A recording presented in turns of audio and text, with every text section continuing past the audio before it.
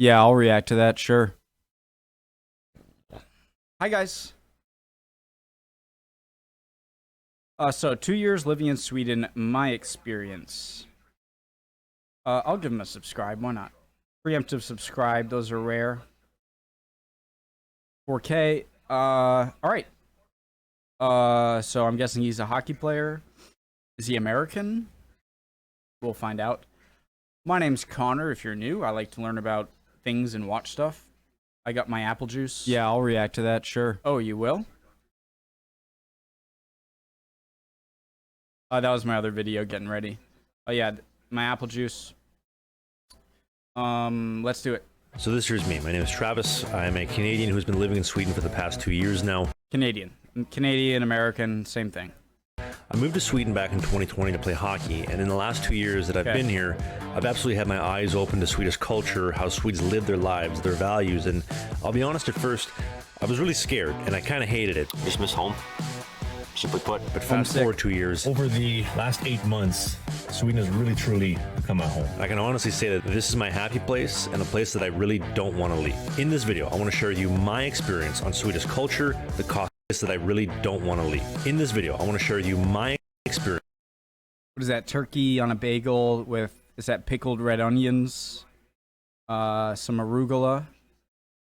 Maybe some mayonnaise or cream cheese. On Swedish culture, the cost of living, the food scene, the coffee scene, lifestyle, history, and so much more. Let's get started.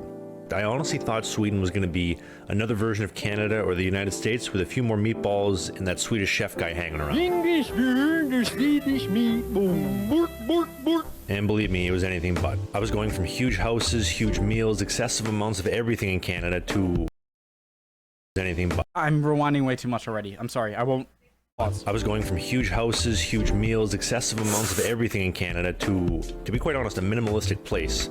For starters, homes, apartments, and everything in between are way smaller because Europe's been around for thousands of years and they make the most of the real estate that they have. Also, the people in North America, everybody small talks each other and asks, how's it going? Good, and yourself? Well, that doesn't happen in Sweden. Watch this. Thank you, it's fine. And you? I'm very good. You're so nice. From Canada. Oh, really? After that, I learned very quickly that You want to borrow my car, eh? Swedish people like to be left alone. Now, what about the language barrier? Swedish is the official language of Sweden, but Sweden is the third most English-fluent country on Earth, where English is not the first language. Now, granted, the Netherlands and Denmark beat them out, but only by 2%. And I've had almost no language barrier since day one when I got here. Either people know English, or they'll find you somebody who does. Maybe you can't read a sign, you can't read an advertisement, just download the Google Translate app. They have a camera feature where you can scan whatever you're looking at, and it'll translate it right into English for you. That saved me a few times, but outside of that, I really haven't had any language barrier issues at all. Now let's talk about living. With all of the Swedish people who have, I tend to be more impressed when people can type really well in English.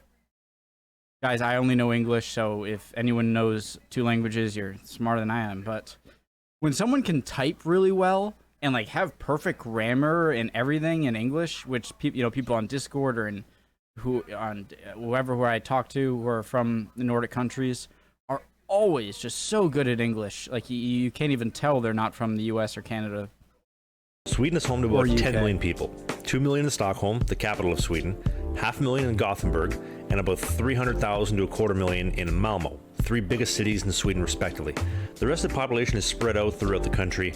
Now, I spent 2 months playing for a team in the Stockholm area called Flemingsberg, or as the Swedes pronounce it, Flemingsberg. And that would be to Stockholm what Richmond is to Vancouver. It's just a suburb outside of Stockholm. After that, I spent the rest of my time living and playing in the Gothenburg area, specifically where I am right now, playing in Varberg, living in Holmstad, or as the Swedes call it, Varberg and Halmstad. More on that Betty Homestad. later. One thing we hear a lot of Swedish people complain about is the price of living. If you're coming from Canada, let's say like in Vancouver, you live in Los Angeles, New York City, you're used to expensive places.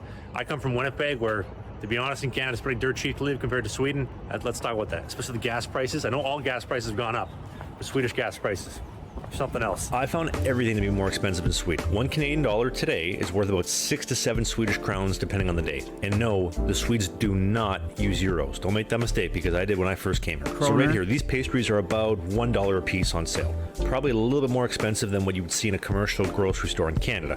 These chicken breasts, 117 crowns. They were 100 in a commercial grocery store in Canada.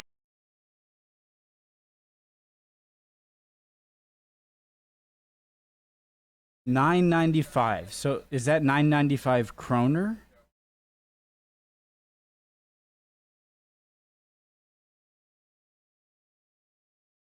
Swedish krona to USD. So 10 Swedish krona is $1.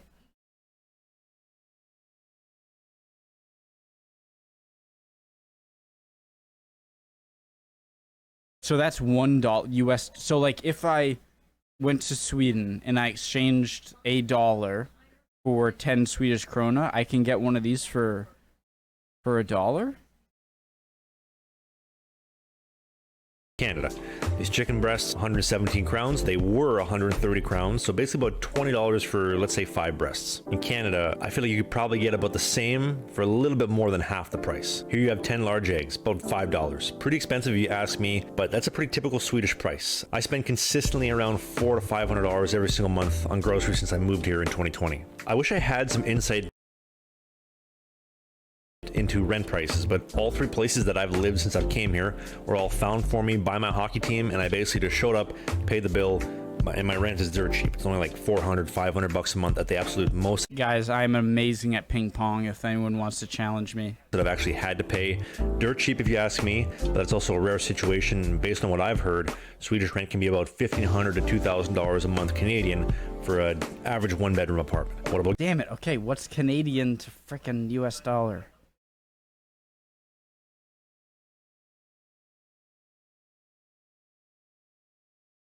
So 79 cents on the dollar. Okay, so times 0.79, you minus a fifth. Okay. Well, gas.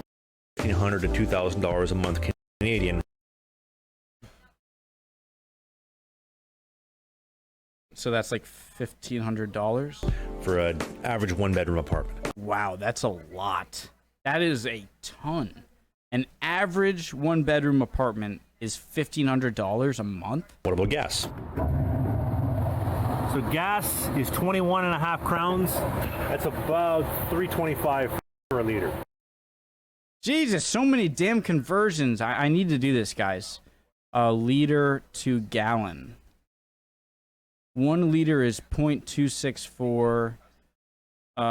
Calculator. You can skip ahead to when I start going back to the video, guys. I don't mind. I just don't like editing. 0.26. 1 is 0.26. So pretty much times 4, okay? Would be a gallon. So what did he say? So 280 a liter. So 280 a liter. Times 4? Well, it's a little less than 4, so say like 3.85. $10 a gallon. Are you what? Jesus Christ. But here's the deal. Here's the deal. And here's the deal. Because here's the deal. Sleepy Joe. Thanks, Joe. In August, gas was around 19 to 20 crowns a liter. You idiot. Fast forward to right now in April of 2022, I saw gas just the other day hovering between 25 and 27 crowns a liter. I'll leave that one to the Swedes in the comment section, because if you want to piss off a Swede, ask them how they feel about their taxes. Well, the truth is, you don't really need a car in most of Europe, and Sweden specifically. How do you guys feel about your taxes? This year's Gothenburg Central Station. I'm being such an arsehole this video, guys. I'm sorry. And one of the best things about Sweden is so many buses and options for travel here. It's insane. The train systems, everything's convenient. There's always a train, usually within about 15 to 20 minutes of you. It comes every half hour, worst case every hour. Very convenient, very cheap, very affordable. This train moving here behind me, this is called the SJ X2000. It's the flagship train for SJ, and it does, I don't know how many routes between Stockholm and Gothenburg every single day. The primary 2 main cities in Sweden. Kremlin. Let me explain a little bit more. In Sweden, What was that thing? In Sweden, What is that? What is that thing? Is that... It's like a train and a bus had a baby. let me explain a little bit more. In Sweden, you have a few types of transportation. You have the heavy-duty trains run by SJ, the main carrier in Sweden, and they run all the major routes from Gothenburg to Malmo, Stockholm, all the way up north into Norway. Then you have the smaller carriers like Molotov or SL. The SL is what I took to practice every single day when I was in Stockholm, and the Öresundståg is what I took to practice this year in Varberg. SL will run you about $100 a month for a train pass, and they run trains every 15 to 30 minutes throughout the day everywhere in Stockholm. The Öresundståg is going to run you about $200 a month, and they run trains every 30 to 60 minutes, sometimes every 2 hours, depending on the day, from Gothenburg all the way into Denmark. $100 a month, I feel like that's not that bad. Obviously, you have smaller commuter trains like these, but you also have regular buses, the buses that you'd see anywhere else in the world. Now, finally, you have the infamous streetcar. Now, I believe there are a few places in Canada that still do the streetcar, but they are everywhere in Sweden, and you can get them included in your monthly pass if you desired. So, for me, I got an all-you-can-eat pass from Gothenburg to Homestead. Any train, any tram, any bus I wanted, unlimited for a month. And considering that's about the same cost as 2 weeks of gas, let alone the insurance, parking, cost of a car, etc., that's a steal of a deal. The country of Sweden was literally built for being mobile without needing a car. One thing I was super worried about when I first came here was, are they going to do everything in miles or kilometers? Everything is kilometers, we're all good. Also, if Swedes drove on the right side of the car, it's not like the UK. On the right side, Swedes drive on the left. Now, what's the weather like? Well, up north, it can get absolutely freezing cold, minus 30 by September, just like in Canada. I would compare Stockholm to Toronto weather-wise. It's not super cold. First came here. Guys, I didn't understand what he said, all right? 2 weeks of gas, let alone the insurance, being mobile without needing a car. One thing I was super worried about when I first came here was, are they going to do everything in miles or kilometers? Everything is kilometers, we're all good. Also, if Canadian, Swedes drove on the right side of the car, it's not like the UK. On the right side, Swedes drive on the left. No.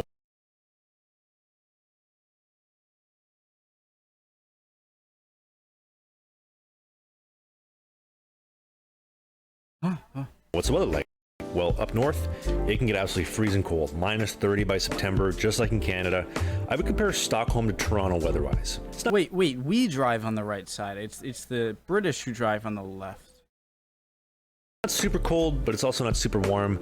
The Gothenburg area where I live is probably something like Vancouver. Here's why. Because we're right on the ocean, at least here on this side of Sweden, on the west coast, we're right by the water. So you get kind of the Vancouver, the Los Angeles effect, where you really never get snow. There's going to be a few times a year where you might get some snow. It's the middle of March, almost the beginning of April here, and I've been in shorts for what feels like almost a month. Wow. Plus 15. It was like plus 19 the other day, plus 18. Incredible. Now, So that's like 3, 6, that's like 66, 67. that may sound great. However, in the winter, you're going to be seeing a lot of gray, but you're also going to be seeing a lot of This this. is the worst thing about living in Sweden, is the fact that like it rains and it rains and it rains. Like in the wintertime, I'm not kidding you, it will rain for like 2 weeks straight. It'll just keep raining, it'll keep going, and there's no sunshine for like a month. It's insane. Visually, though, I would say Sweden is a lot like the Canadian prairie. You could watch your dog run away for 10 kilometers and never lose track of him. It's a lot of fields, plains, farms, but with a couple of hills mixed in here and there. Flattest place I've ever been, the Netherlands. Fun fact to you, by the way, the word berg is a Swedish word that means mountain. Now, I was told that this right here is the mountain that Gothenburg was named after, or Göteborg, as the Swedes would call it. Göteborg. You'll notice a lot of bergs. Varberg, Flemingsberg, Falkenberg. There are a lot of bergs here. Speaking of history, Sweden is probably older than Christ. And I'm not kidding you, the Vikings lived here. And although you will not see many Vikings kicking around today, you will see some seriously cool ancient architecture. Gothenburg Central Station, for example. Here is the oldest train station still in use in Sweden. It opened in 1858, almost 150 years before I was even conceived. And it's the same station that millions of people departed from to head down to the water before heading over to the New World in North America for a new life. And I gotta be honest, this is one of the reasons why I love taking the train. There's just so much history. It's an absolute time machine, and it takes you back in history from the first time you arrive to the last time you walk out. Everything is so old in Sweden. It's really beautiful, it's really pretty, and it's awesome. Except for this brand new tower, or towers I should say. Let me tell you a little bit about it. There's a building in Gothenburg called Gothia. Definitely one of the biggest things I'm jealous about European countries is the length of your historical history or artifacts. And people tell me, well, you know, there were people living in North America before Europeans showed up. I know that, but in terms of the infrastructure that we had to move around was pretty much null. But there's so much infrastructure in European countries that you like move around historical areas and you have these long-lasting buildings, which you just don't have over here.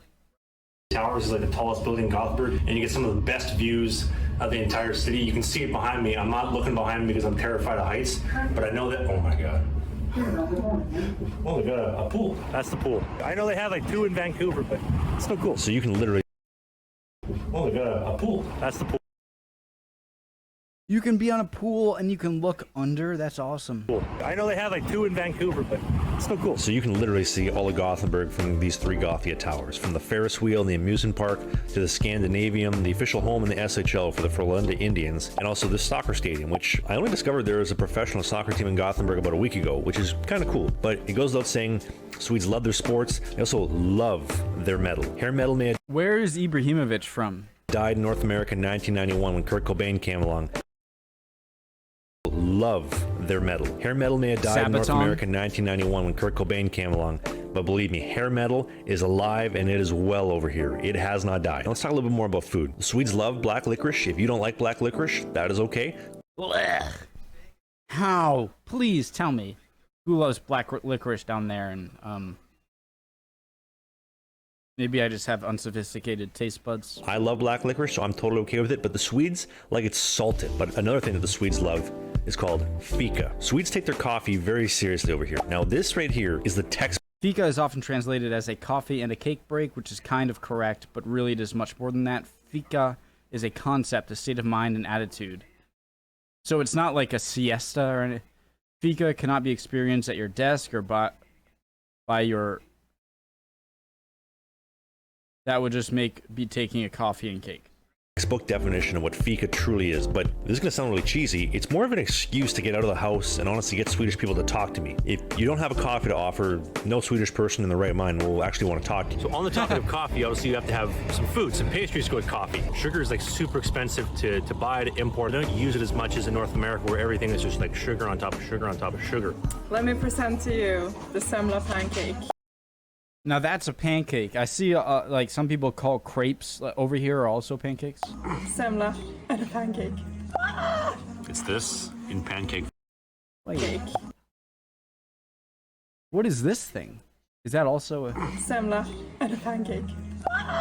It's this in pancake format. American pancakes looks like too. The best. Gothenburg's finest. I've tried them all. Now semla here, or as the Swedes call it, semla, is a spring Semla. pastry that is basically a Swedish long john minus the chocolate. It's dough infused with cardamom. By the way, the Swedes love their cardamom. Loaded high with whipped cream, almond paste, and finished with icing sugar. But it's not just the semla, it's the countless other pastries, including but not limited to the Sorry guys, continue. the cardamom bulle, the cardamom bun, the vanilla bulle, the vanilla bun, or the kanel bulle, the absolute flagship of flagship Swedish treats. It's basically a cinnamon bun, but so much better. Now don't get me wrong, you have other weird Swedish foods, from hot dogs and mashed potatoes to kebab. Cinnamon buns are delicious, okay? To kebab and french fries on pizza. Well, this here Kebab. is shrimp salad. This is a Swedish staple. It is literally shrimp, mayonnaise, dill, but I like it. If you don't like shrimp, you will not like this. And obviously, the holy grail of Swedish foods, the Swedish meatball. Now, trust me, I love these things. Now, I promise you, since I've came here, my middle name is Meatballs. Swedish meatballs, you may have a preconceived notion of what they really are. The lingonberry sauce, which is basically like cranberries, but a little bit more Swedish. The pickled cucumbers, basically just normal pickles. The meatballs, the brown sauce. The meatballs, by the way, are infused with cardamom. That's a big theme here. Swedes love I tried to get cardamom, and I couldn't find any. cardamom, the brown sauce, the mashed potato puree. It is incredible, and my personal favorite Swedish dish. Also, the French double. Circle. Can I say this, that I'm not a huge fan of cranberry sauce, so I'm not sure if I would like Lingen sauce. I would try it, obviously. But man, just the meatballs with the mashed potatoes and gravy, I mean... I will never go hungry in Sweden when I go there, not if. Melkor. Incredible, and my personal favorite Swedish dish. Also, the French double. Circle K is a gas station that is everywhere in the world in North America. But in Sweden, it is not just a gas station and a convenience store, it is a delicacy. The double French. 2 wieners, 1 bun, whatever sauces you want. You can get 1 wiener, 1 bun, whatever you're into. One thing I did notice going through Europe is that a lot of the convenience stores or even gas stations or even stuff like McDonald's, which are all, they seem to all be just better quality. Like if you think about over here, like any food you're gonna get in a convenience store or a gas station is not gonna be good. Okay, I can't speak for everyone. Maybe there are certain places, but it definitely seems like the lower quality stuff is higher quality in Europe. Does that make sense? But the crispy French bread, toasted with these wieners, you want a cheese and bacon smoky, you want chicken, you want vegan, you want, honestly, a hot dog that's probably going to shave off 5 years of your life expectancy. You can get that, and it is amazing. It is incredible. And keep in mind, it's like $10 for a hot dog. They are so worth it. They're the best hot dogs I've ever had in my life. Now, what about work? Obviously, you got to come here and pay the bill. $10 for a hot dog? Some way, I came here to play hockey, and if you want to see my first-hand experience coming to play hockey in Sweden, you can check out my 2020-21 vlog playlist from my hockey season that year, or this year's 2021-2022 vlog playlist. I'll have a link down in the description. I feel like coming from North America, you see pigeons in like movies and TV shows all the time in Europe, but then when you come here, you start realizing like they're everywhere. This is something I found interesting. This country has changed my life. It has provided me with so many great relationships. I've met so many amazing people. It has opened my eyes to what's really out there in the world. Coming from North America, you're kind of taught to be egotistical in the sense of we are the best. Both US and Canada, we are the best. The whole world revolves around us, and the truth is it doesn't. There's so many other things. That's definitely one of those stereotypes that I find is kind of true. That in the US, we always feel like I can't speak for everyone. Neither can this guy speak for every American. It might seem insulting for me to say like, oh, America, Canada, same thing. I mean, like, it really, if you were to be plopped in America or plopped in Canada, it'd take you a minute to know the difference. You know what I mean? Like, the people speak the same, especially except for Quebec. But one thing I am noticing is that America is, you're definitely under the impression that, like, there is no better place to live. You are in the best place. We're the best. And I'm really starting to see how true that is. How we were not... I think I kind of phrased that wrong. Not how true that is that we're the best. How true it is that we're constantly told that when other countries have a... Bless you. Bless me. Things to see, especially in Europe, the culture, the food. I could go on for hours, and although I may be leaving to go back home to see my family in a couple days from recording this video, I can't wait to come back again sometime soon. I want to say thank you very much for watching this video. I hope you enjoyed the differences between Canada, Sweden, my experience. It's been 2 years, and I'm very proud to call Sweden home. It's honestly got my favorite place on the planet. Hit the subscribe button. Thank you for watching. I will see you soon. Bye. Thank you. Really cool. I subscribed. Awesome. I love seeing other people's, North American people's experience living in different countries. Like I forget his name, the guy, a great channel about like police in Sweden or pros and cons of certain things. I love hearing from people who've had experience and can tell me what it's like. Let's Walter's World. Let's do that next, actually. All right, guys. Hope you're all doing well. If not, chin up. You'll be good soon. Don't worry. Bye, guys.